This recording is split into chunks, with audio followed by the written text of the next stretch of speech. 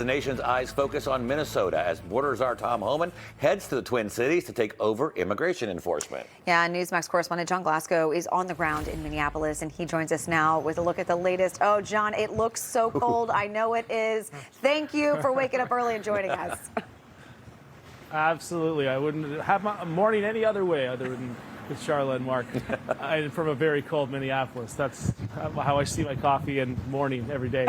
No, but it's great to be with you guys both. A lot of questions here being raised about what's going to happen here with law enforcement and the deportation effort here. You've got the federal government now putting Tom Homan in charge. The border czar is going to be on the ground here today. He'll have some discussions here with Minneapolis Mayor Jacob Fry, as well as with the Minnesota Governor, Tim Walz. And they're going to have to figure out a plan going forward because of these two fatalities that we've seen in the last 3 weeks here in this city.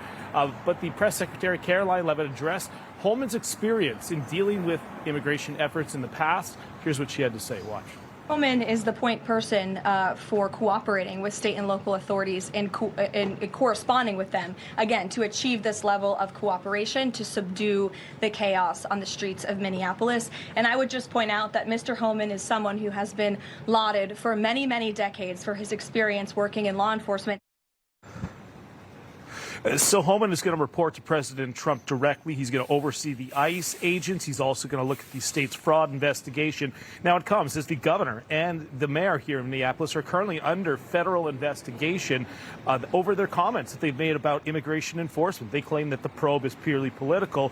We'll see if that changes now with Homan on the ground. So Homan stepping in while Chief of Border Patrol Gregory Bovino, he is out. He's reportedly moving on to another assignment in another state. Bovino spent weeks here in Minneapolis on patrol on the media circuit. DHS backing his role despite him moving on. Tricia McLaughlin writing this. Chief Gregory Bovino has not been relieved of his duties. As Press Secretary Karoline Leavitt stated from the White House podium, Bovino is a key part of the president's team and a great American. So Homan comes in as this video surfaced of the shooting of Alex Preddy. Critics claiming that it contradicts DHS's narrative of the recent shooting, appearing to show the ICE agents disarming Preddy seconds before he was shot multiple times. But now authorities say that Preddy's gun, the one he had on him, may have gone off first before the agents opened fire.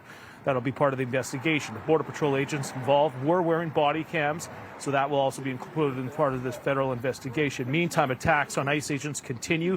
Agitators stormed yet another Minnesota hotel. This one was believed to be where Greg Bovino was staying. Multiple law enforcement agencies, they arrived at this confrontation. They arrived in riot gear. That prevented them from breaching into the lobby like we saw the night before. Vice President J.D. Vance reacting now, ordering federal agents to now stay at the military base rather than hotels.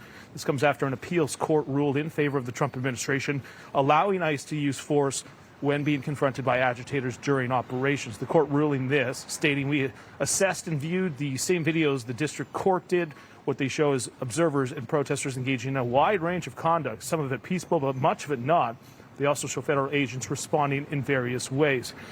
President Trump did agree to move some of the agents out of here. Those are likely going to be the Border Patrol agents out of Minneapolis, only if they get access to the jails. And right now, Minnesota Prisons is honoring ICE detainers, while the city and the Minnesota County jails do not. The commander-in-chief is feeling very optimistic about this, writing on True Social.